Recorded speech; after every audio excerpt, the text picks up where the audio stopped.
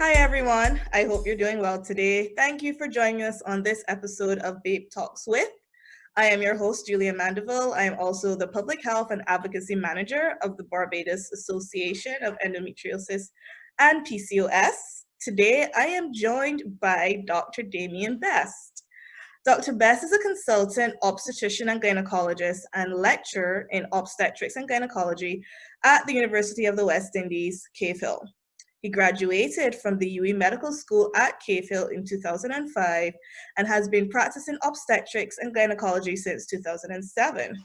He obtained the Doctor of Medicine in the specialty from Cave Hill, followed by the membership of the Royal College of Obstetricians and Gynaecologists from the UK, both in 2012. He also holds a Master of Science by Research in the specialty from the University of Aberdeen, where he undertook his fellowship in reproductive medicine, fertility.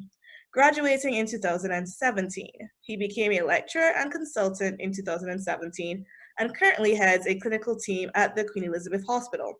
His private practice is located at Gyn Total Care, Windsor Medical Centre. Windsor, yes. His wife, Tanya Whitby Best, is also a doctor, and they have one son, Damian. Dr. Best is also a member of the UWI Cave Hill Taekwondo Club. Thank you so much for joining us today, Dr. Best. Well, thank you for having me, Julia. And so I'd like to start with asking you about your, specialty or subspecialty. You're an OBGYN, but specifically your subspecialty is reproductive medicine. So I guess, what exactly is reproduction is my first question. And then why is the field of reproductive medicine important? Okay, well, to put it quite simply, reproduction is how we continue our species. The man, of course, produces sperm, the lady produces eggs. Mm-hmm. They do what's necessary, of course, for those two to meet, and a new individual is formed. First, there's a few cells, which grow into more cells, etc., and eventually result in a baby. So reproductive medicine is that branch, that subspecialty of obstetrics and gynecology. And in some factions, you can have a start in urology, which tends to deal with more the male genital tract and kidneys and so on. But most people go through the tract of being a general obstetrician gynecologist prior to subspecializing in reproductive medicine, or in the United States, they call it reproductive endocrinology and infertility. So it tends to deal with well, not just helping people to get pregnant, but also getting down to the bare essence of hormones, the hormonal influences of things like ovulation and sperm production. You can get into managing infertility conditions, which might relate to ovulation disorders. I know P.C.O.S. is one of your purview. Mm-hmm. We do see a lot of endometriosis and so on, because that again affects reproduction. Mm-hmm. Menstrual disorders, such as heavy menstrual bleeding, irregular periods, and so on. Adolescent problems can fall into that purview. So it's a wide-ranging spectrum of disorders, which are, kind of that subspecialty of gynecology, which was really near and dear to me. Okay. For particularly the infertile couples, I felt that was an untapped and unmet need that we had in our gynecology clinics at Barbados, and kind of got to the point where I was saying to myself, we really should be able to do better. At a point in time, I decided to audit what we were doing, mm-hmm. and that led me to take it upon myself to find subspecialty training so that we can properly serve that population who's really trying to achieve pregnancy and can't do it on their own. So you were having clients come to you and you felt as though you didn't have the tools necessary to help them with their fertility issues, their reproductive health issues per se. Certainly. So we kind of had the gynecology clinic, and all manner of patients would come in there. So, I mean, fibroids does fit under reproductive medicine, but mm-hmm. not necessarily a problem with cause of infertility per se. So we do see a lot of fibroids, see a lot of gynecology cancers, and see a lot of menstrual problems and all kind of different things meshed in the clinic. And then there would be fertility, and all grades of staff were seeing the infertile problems. And it doesn't always lead to the correct line of management if maybe the most junior person who doesn't have that experience has seen the patients. Right. So I thought that, yes, having a specialist trained and then making that my niche and building out a fertility clinic out of the gynae clinic would allow me to make a difference. So now we've achieved that, and we're able to see couples together. Right now you're seeing heterosexual couples coming in together to address it. Yes. Right. Okay.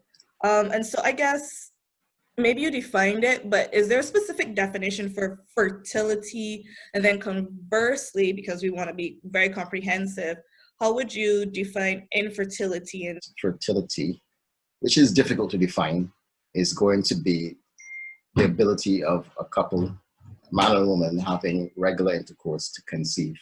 So then on the converse, the WHO, World Health Organization, has defined infertility as the inability of a couple having regular intercourse after a period of 1 year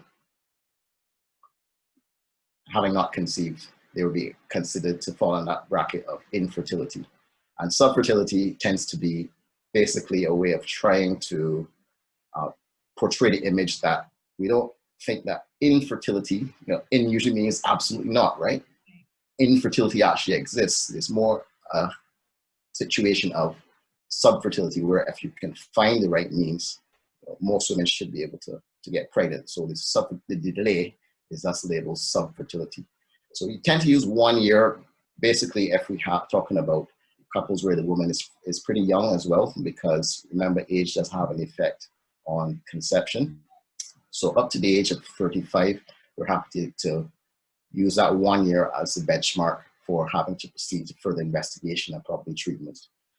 When you get to the age of 36, there tends to be a bit of a decline in the quality and the number of eggs remaining in the ovary, and thus it gets a bit more difficult and challenging to get pregnant. So we tend to treat those women with a bit more urgency, and we say 6 months for them. how do we address, educating persons in our community about the fact that, both male and female factors play a part? I think you hit the nail on the head. Infertility is not a problem of either one or the other. It is a couple's problem. Yeah? Two people trying to get a baby. If there's anything wrong with that process on either side or a combination of the two, then pregnancy wouldn't occur. So that brings us to, yes, how do we classify this infertility or the subfertility, if you will? So we do have primary, where either couple or female or man hasn't yet had a conception at all.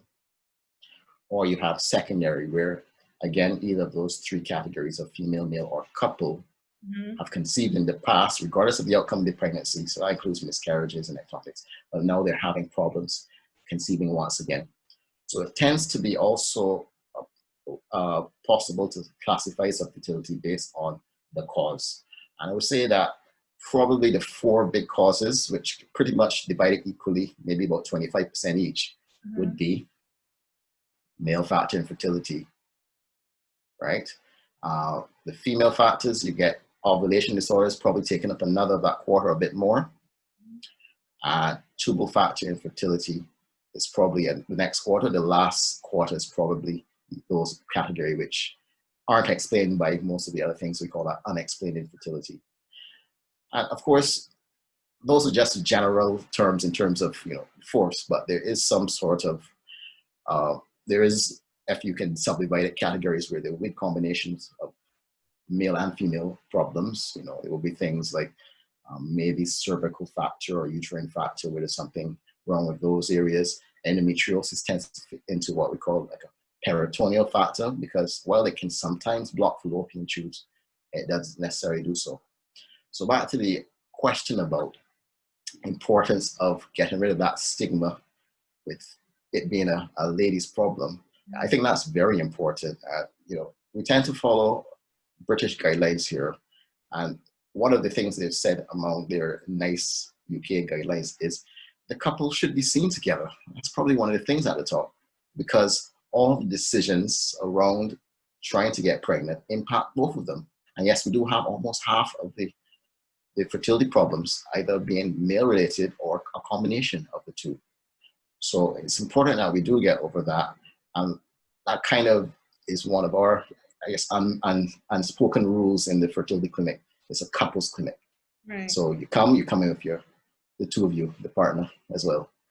And I would say from the audit I did way back in 2014, it was hell to get a semen analysis in 3/4 of the notes.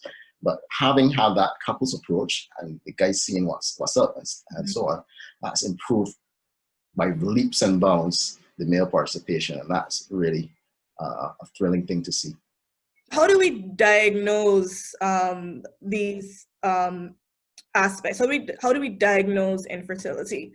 So you give me the definition, but like, what's the process? So guide us through a process of diagnosing a patient, and then what are the treatments available, or ways in which to manage? That's what we said. We're diagnosing not a patient, but a couple. So we do see them together, and just as with any medical consultation, it tends to be a bit longer because you're involving two people.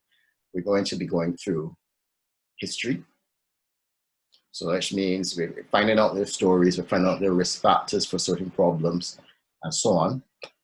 There's examination of both couples, and then we start a process of investigation, whether that be doing things like ultrasounds and other imaging, doing blood tests, and then that ever so important semen analysis as well.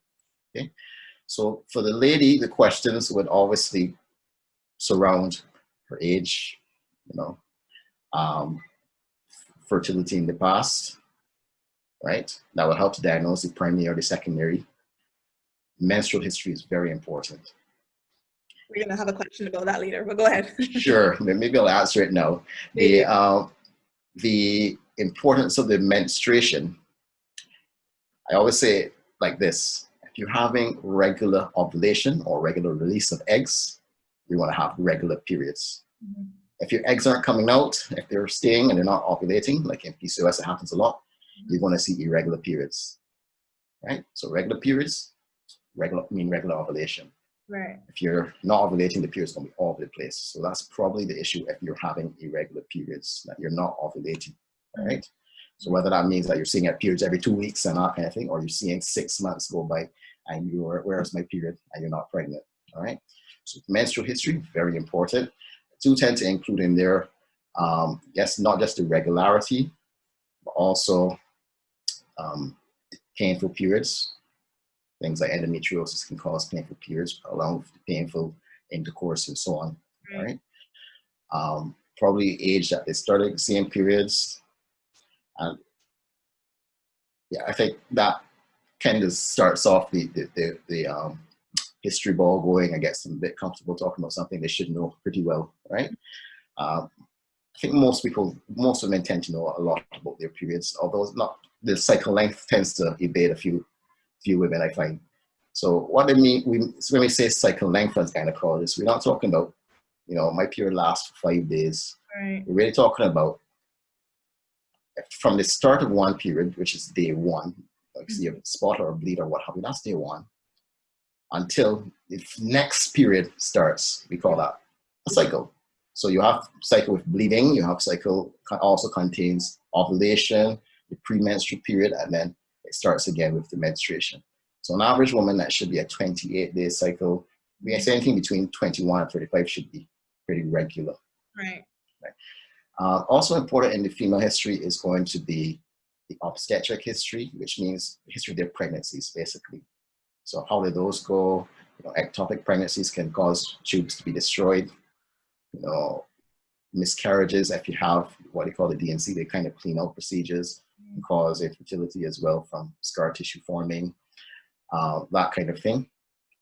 Heavy bleeds after birth can also cause some disruption of the pituitary gland, which reduces some hormones from the brain, right? Medical and surgical history is important.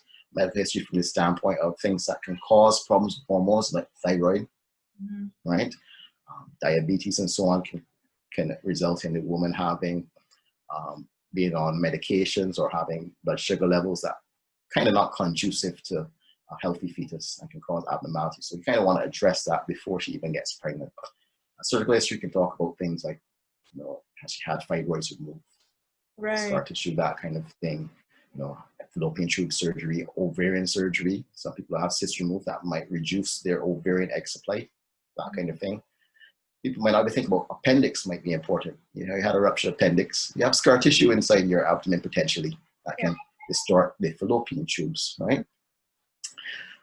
Drug history, we kind of mentioned a bit, but it's ever important. Folic acid is something we always ask about because folic acid is it's a vitamin and it's kind of important for developing fetuses, develop their brains and face and that kind of thing.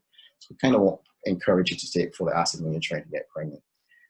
Let's not forget hormonal query. Breast milk coming from the breast may indicate hormone imbalances, excessive hair and acne and that kind of thing. Weight gain could be P.C.O.S. It can also be thyroid problems, in which case they may be intolerant to cold, that kind of thing. And also social history, so occupation, exposure to chemicals, and smoking. Smoking is important, particularly for our culture, not from the standpoint of tobacco smoking, marijuana smoking, and there is association of any type of smoke with reduction in supply of eggs, and it kind of ages the ovaries, and also kind of, is detrimental to sperm and that kind of thing. So the male history, similarly thorough. Has he conceived before? Has it been with this partner? Has it been with previous partner? How long ago was that? Men don't realize that there's something called secondary infertility, right? So because he had a kid 20 years ago, doesn't mean that the football accident where he got kicked in his scrotum or his umbilical hernia or something didn't result in a change in his fertility or some STDs, right? So that brings us to, yes, we do ask some questions about medical illnesses. Diabetics and hypertensive can have erectile dysfunction, which is not good for population. Injuries, like I mentioned, medications, including bodybuilding drugs. So people think you're taking testosterone. Oh, that's good for my libido. I might get my wife pregnant, but it kind of counterintuitively reduces sperm volume, sperm concentration rather, because the testes don't realize because there's so much testosterone being taken that they still have sperm to make, so they become suppressed. All right. So also ask about, yes, hernias, mumps in the past, STDs that can cause strictures and blockages, just like in the female genital tract. Yes, for the ladies, we should ask about chlamydia and that kind of thing in the past. Cystic fibrosis. So we don't have much of that in our population, but cystic fibrosis carriers sometimes are born without the pipes, the vas deferens, the same vas that you cut for vasectomies, they're born without them. Really? Right? Yeah, some cystic fibrosis carriers. Occupational history, smoking, alcohol, I think we touched on that. Yes, it also is detrimental to male fertile reproductive health. So we do urge the men to stop, just as we do the ladies. Right. But that usually brings us tidily into our conversation about how often they're having sex, are erections okay, and ejaculation. You see, they be having pain during intercourse and so on. We do ideally recommend intercourse frequency every 2 to 3 days. Right. If they're actively trying. If they're trying, yes.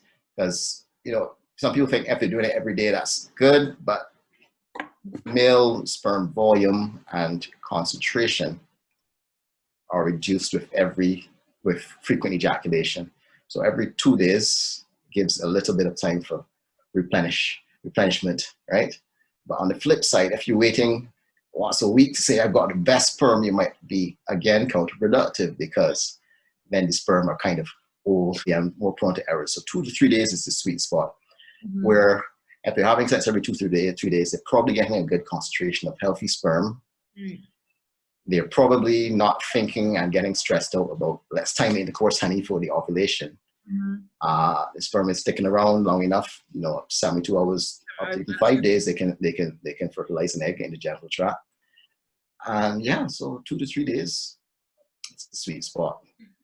But you also said that it can stay up to 5 days. Yes, more and more the literature and textbooks are saying that after 5 days, yes, you can stop. And that's why we tend to do between 3 and 7 days semen analysis, which you should get to. So having taken the history and identified the risk factors and places that you can help, give advice. Mm-hmm. Examination can be done, I suppose. It's mostly directed by what you get from the history. But in cases of the lady, you'll probably be looking at, I like to look at hair distribution. The hirsutism. Certain places, yeah, hair in the chin and the tummy and the chest, the arms and legs and so on, might more likely have a P.C.O.S, for example. Right. Or body mass index is important to me. A lot of my research is around BMI and fertility. So between 19 and 25 is normal, that is optimal. When you get above BMI of 30 or BMI below 19, then you more likely to have ovulation problems again. All right. Check the breasts for, again, leakage, which can result from high levels of prolactin from a hormone imbalance. You check for abdominal masses, fibroids, adenomyosis, although fibroids probably more so, and not even very much so, right? Mm-hmm. You can look at the cervix, make sure that there isn't any stenosis, even though, that's kind of debatable, that kind of thing. You can take any necessary swabs if you suspect STDs, chlamydia, so on. But probably I would round out my assessment of the lady, pelvic assessment, with a transvaginal ultrasound, because that gives lots of brilliant information. Mm-hmm. So I guess ladies most often think of an ultrasound as, some of you squirt some gel on the tummy and, you put rubbing and you do a tummy scan. But in gynecology, we get so much better imaging, so many better pictures and views of especially the ovaries, which are so important from the transvaginal, because it's very close to what we want to see.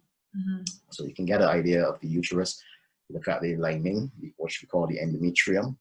It should be a certain amount of thickness and so on for that point of the cycle. You can pick up things, irregularities in there from looking at that, and also looking at the wall of the uterus. You can pick up things like fibroids, adenomyosis, that kind of thing.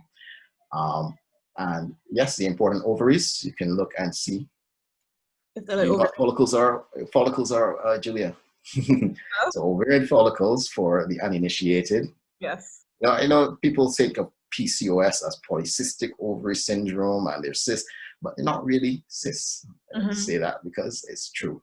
Mm-hmm. It's really the antral follicles that you're looking for, those which are between 2 and 9 millimeters.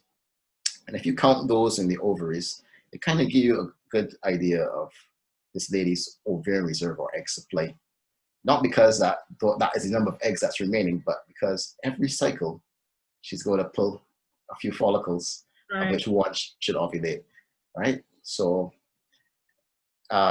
counting them, we call that an antral follicle count. So you would know that somebody with P.C.O.S might have more than 12 antral follicles on either ovary, or maybe if you're using a more high definition machine, you say over 25. So you might get something like 30, 50 follicles between the ovaries in the P.C.O.S patient, for example. On the flip side, a lady that's undergoing premature ovarian failure or early menopause might only have maybe 1 or even no follicles in either ovary. So you get information for transvaginal ultrasound. Important to note that from that pelvic ultrasound, you're not going to be able to see fallopian tubes.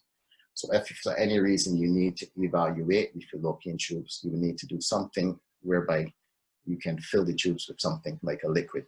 Yeah. So with ultrasound, we can use some saline with bubbles, or we call a hycosi, or they call it saline sonogram in America, whereby you can see the tubes becoming bright as you inject some liquid.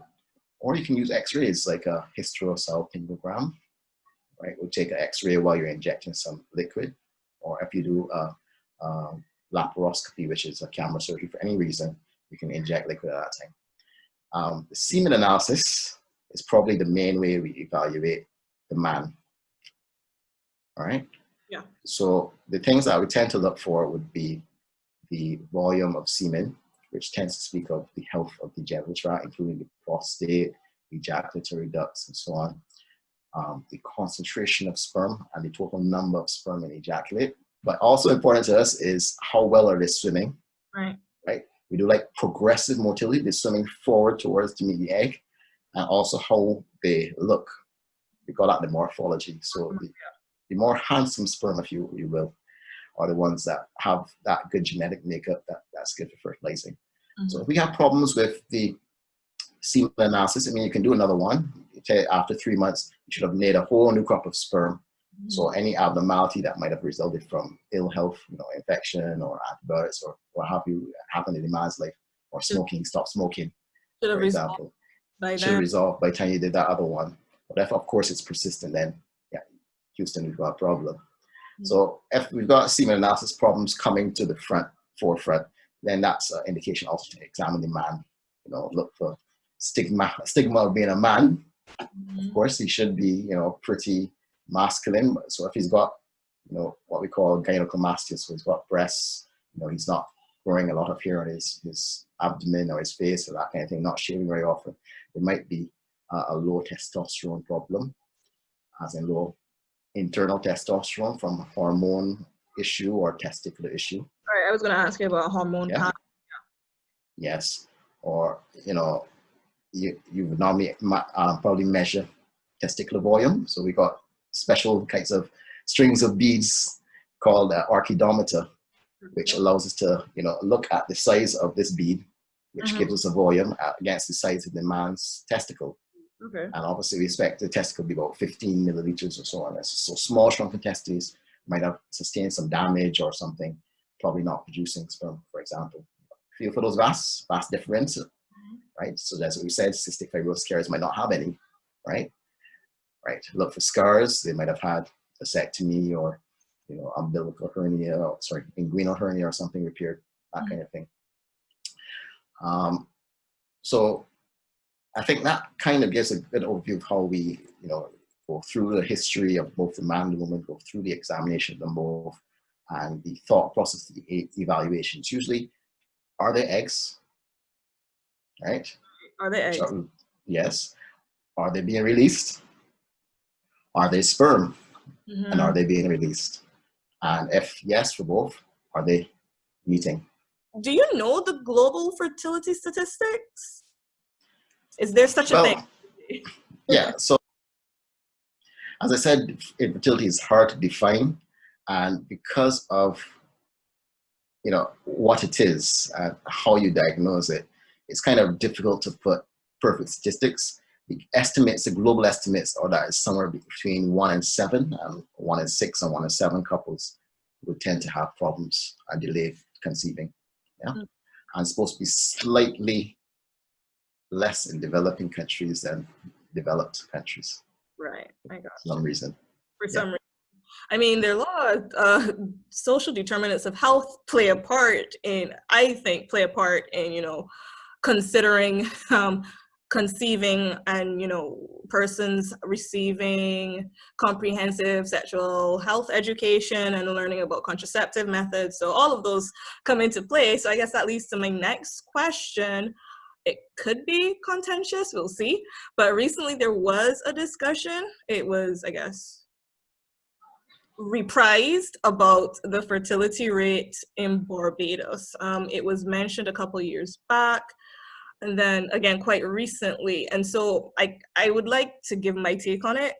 I think it is a discussion to have, but in the context of comprehensive sexual and reproductive health education, as well as considering, a lot of socioeconomic factors that a lot of persons in our community have to deal with. And so I think with that being said, we have to know more about the biology of it, the I guess, medical aspects of fertility, which you so excellently outlined, but we also then have to factor in, the individual's resources in order to not only, support having a baby and then a growing child, but also if there are issues with conceiving, then, you know, all of these other steps that they have to take, all of the other resources that they have to try to engage with, that takes a toll on you mentally, psychologically, financially, that really need to be factored into the discussion before you can say, you know, the fertility rate is low and just leave it as such a blanket statement. So I don't know if you want to say anything on that.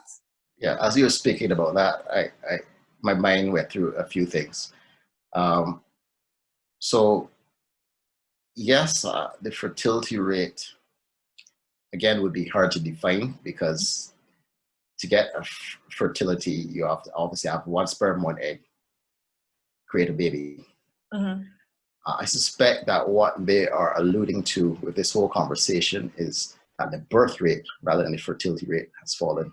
Right. So I'm not sure they have evidence that the fertility rate has fallen.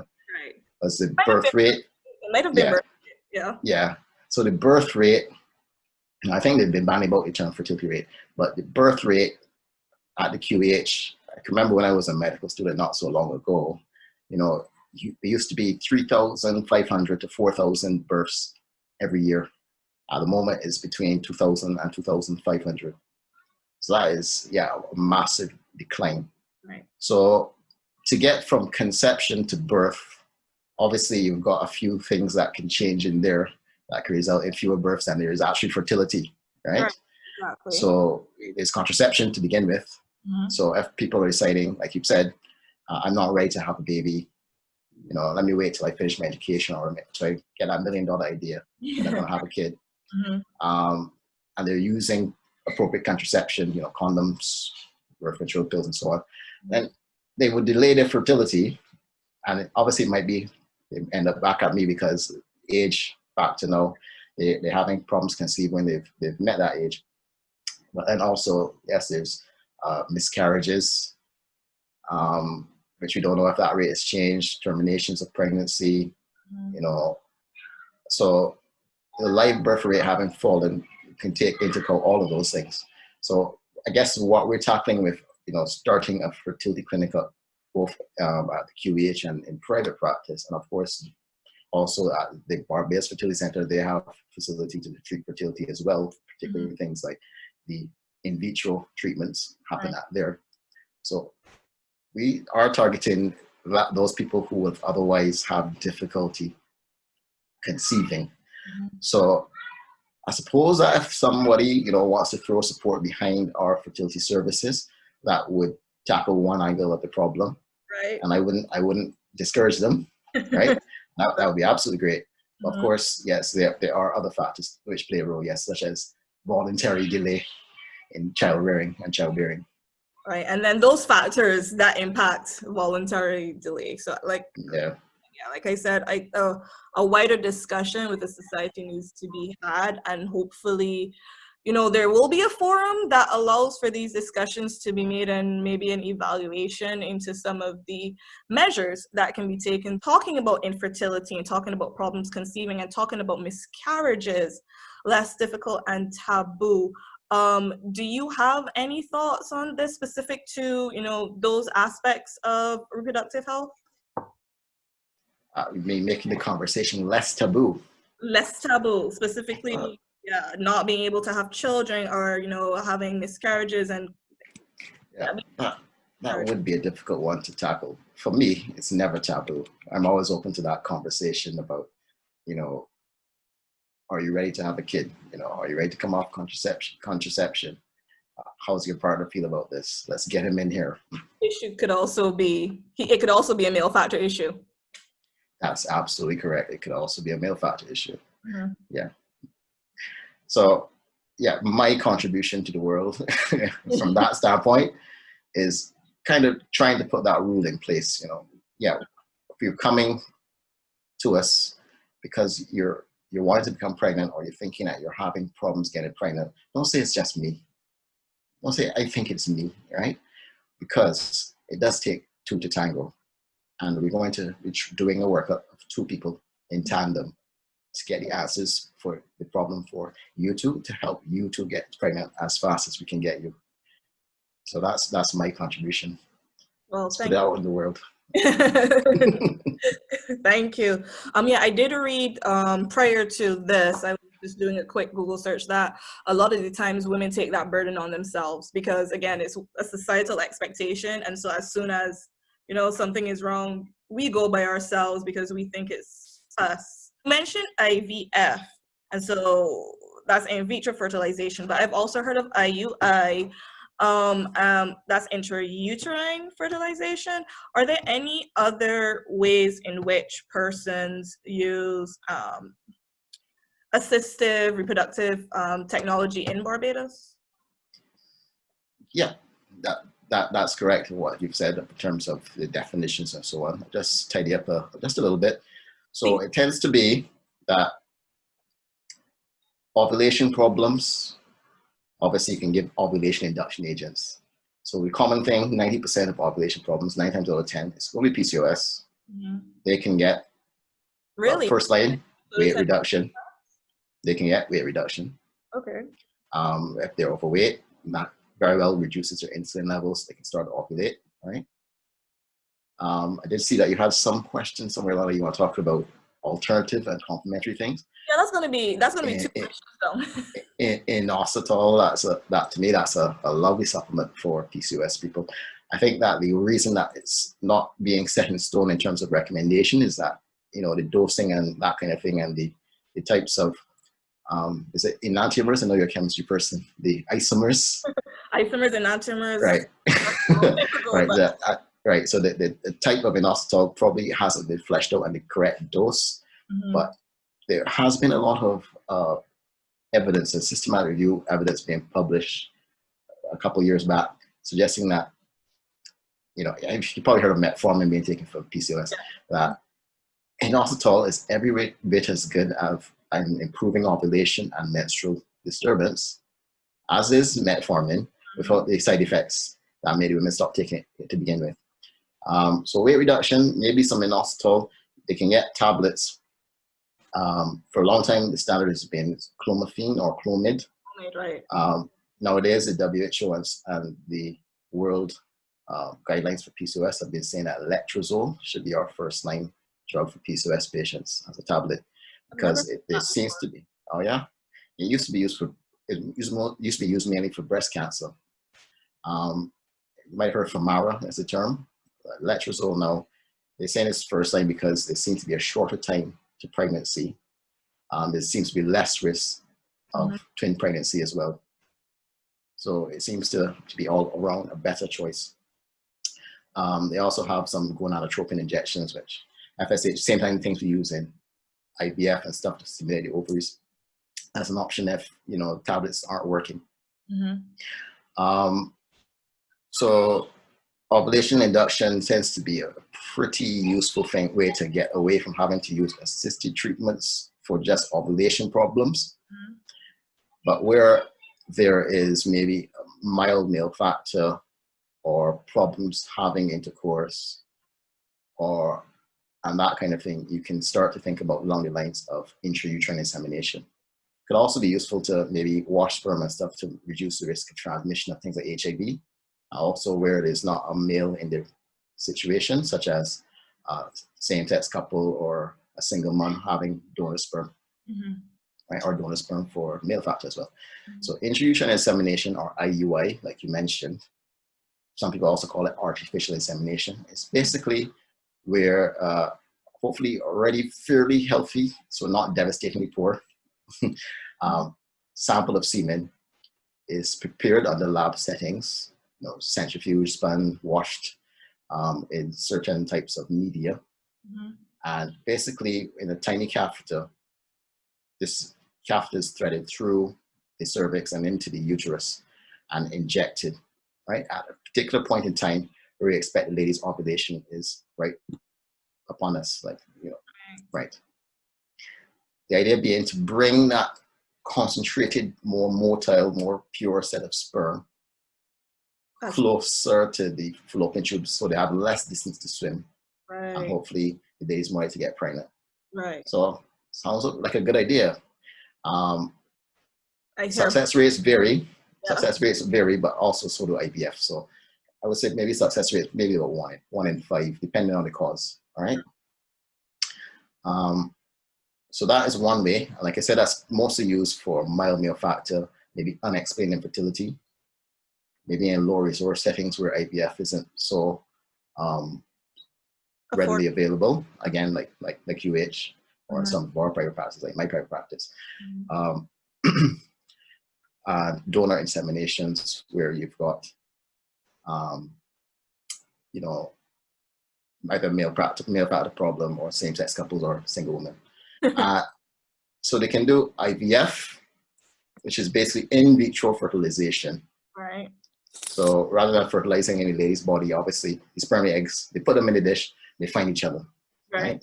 So you did mention that I was going to ask about alternative therapy, and you spoke to isotol or inositol? Inositol. Inositol, thank you. Are there any other methods that persons can use in reproductive medicine to help, you know, increase their chances of conceiving? Yeah, so I mean, here you got to be careful because a lot of these things have been tried and they've been studied, and they can, in all cases, be said to work.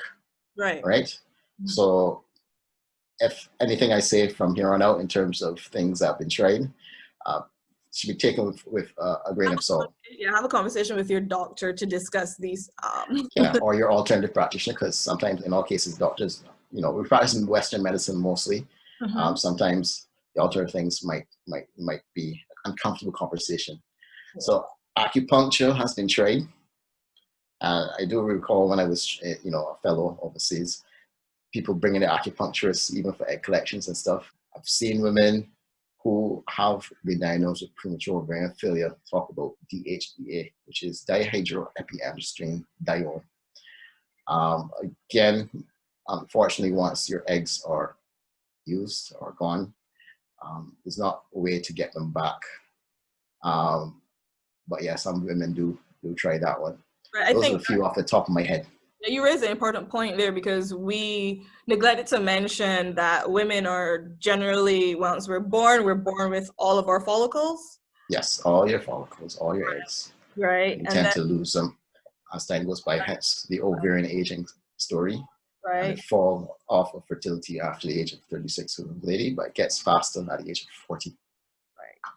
And then men or males, they only start to produce sperm during adolescence. That's right.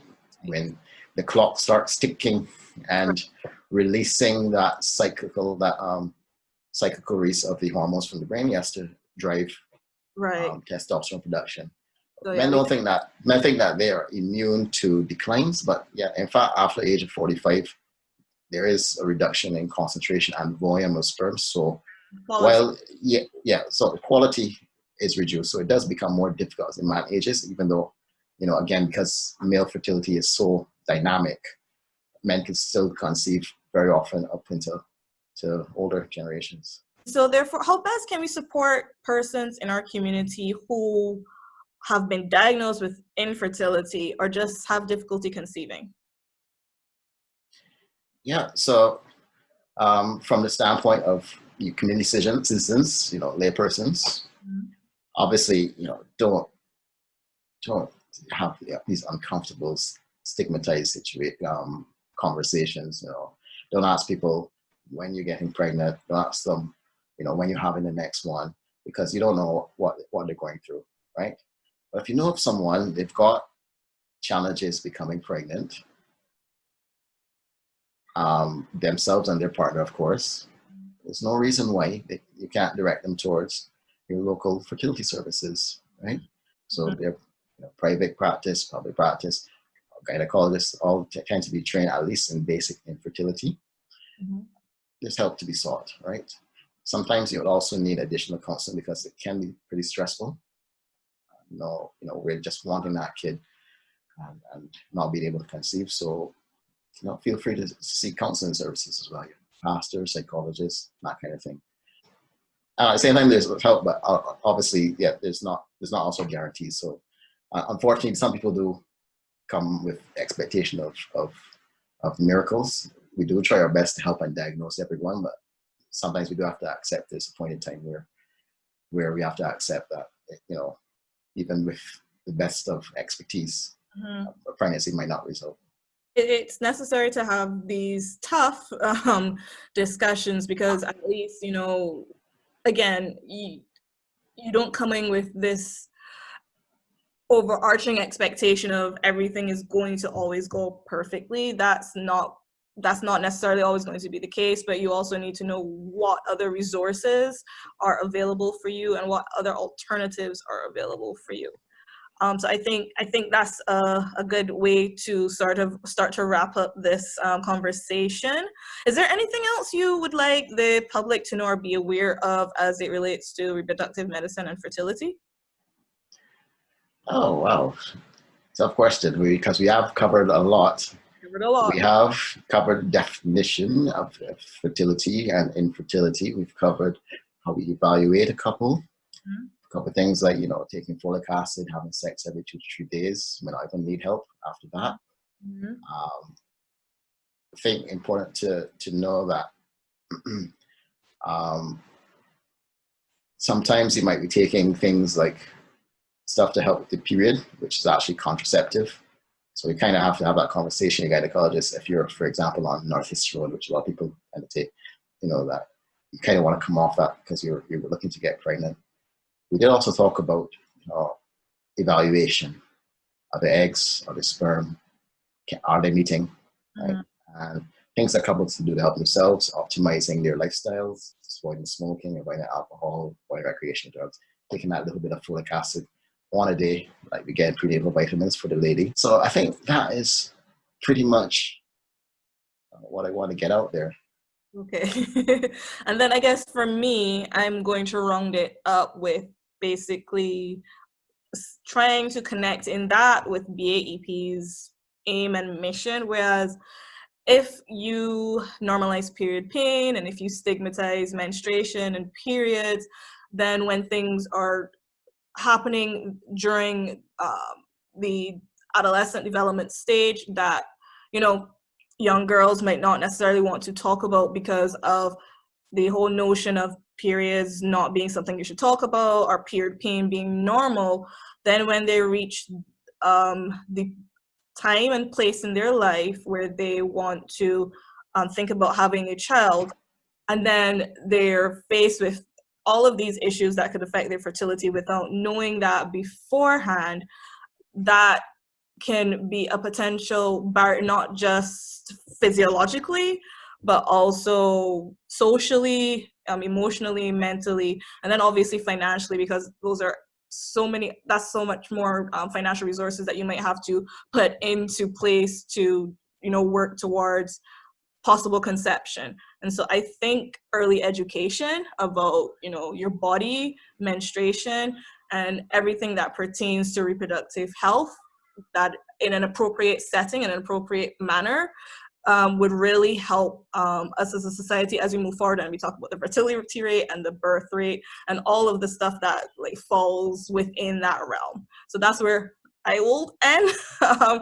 For more about Dr. Best, we'll provide relevant information in the description. I will link, the QH Fertility Clinic in the description and in the end card. Thank you so much again, Dr. Best. This was a really interesting, comprehensive, it was a deeper dive than I anticipated, but I am really happy that we had it. It was a hard discussion, but I think it was really needed. And so again, I just want to thank you for sharing your expertise and your knowledge and your time with us, because I know it's a really busy time. Even though we're all inside for COVID, it's still very busy for you as a lecturer, and you still have your patients. So thank you so much. Thanks to all who have joined us, and we do look forward to seeing you next week on the next BAEP Talks with. Have a lovely evening, everyone. Bye. Bye.